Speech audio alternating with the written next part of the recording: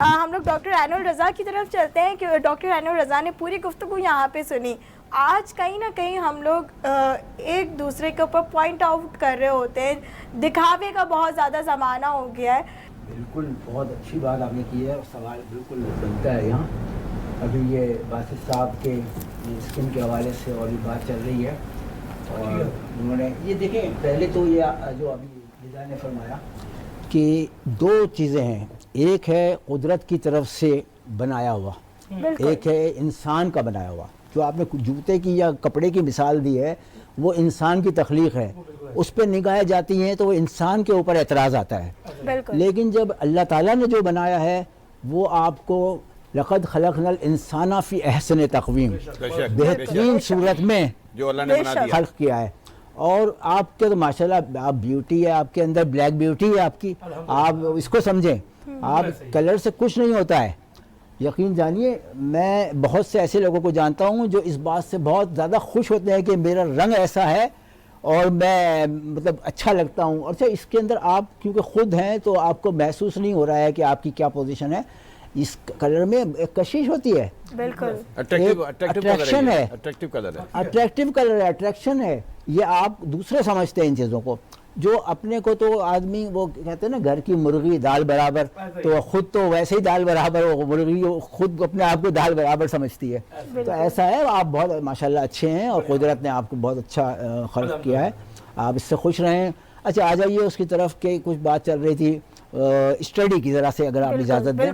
کہ اسٹڈی جو ہے یہ ایک طرح سے ٹرائنگل ہے, ایک تین کے درمیان, ایک خود بچہ, ایک اسکول اساتذہ اور تیسرا ان کے والدین. بے شک یہ ٹرائنگل بنتا ہے. اگر یہ ٹرائنگل کمپلیٹ ہے اور اپنے طور پہ صحیح کام کر رہا ہے تب تو بچے کی پرورش, تربیت, تعلیم سب اچھے طریقے سے ہوتی رہے گی. بالکل بے شک. اگر یہاں ایک ٹرائنگل کا ایک حصے کو بھی ایک حصہ بھی ڈسٹرب کر دیں تو تعلیم بھی, تربیت بھی سب ڈسٹرب ہو جائے گی. اچھا اب آئیے حقوق کے حوالے سے, اور حقوق تو والدین کے حقوق کے حوالے سے بہت, ایک تو سب سے اچھی بات یہ ہے کہ بظاہر یہ کہہ رہے ہیں کہ والدین کے حقوق ادا کرنے, در حقیقت اولاد کے فوائد ہیں اس میں. بالکل بے شک. یعنی والدین کو نہیں دے رہے ہیں, آپ خود اولاد خود حاصل کر رہی ہے, اس کے فائدے استفادہ اولاد کو ہو رہا ہے. اب دعا مانگتے ہیں رب ارحمہما کما ربیانی صغیرہ, اے رب ہمارے والدین پر رحم کر جیسا کہ ہمارے بچپن میں انہوں نے ہم پر کیا. سبحان اللہ, کرم کیا, رحم کیا, پرورش کی, یعنی تربیت کی, اور یعنی رب رہے ہمارے. تو رب سے یہ بات کہی جا رہی ہے, والدین کو بھی ربیانی صغیرہ جب ہم چھوٹے تھے. اسی طرح والدین کے لیے وہ دعا مانگی جاتی ہے ربنا اغفر لی ولوالدی وللمؤمنین یوم یقوم الحساب.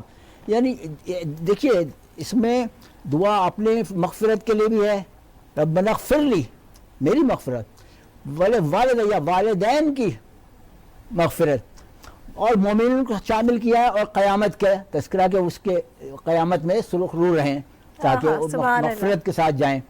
اچھا جہاں نظر ڈالنا, جن جگہوں پر نظر ڈالنا, جہاں نظر ڈالنا عبادات میں آتا ہے, اس میں جیسے خانہ کعبہ پر نظر ڈالنا, مولانا صاحب بیٹھے ہیں, مولانا علی رضا رضوی صاحب بہت زیادہ بہتر بتائیں گے. خانہ کعبہ پر نظر ڈالنا عبادت ہے.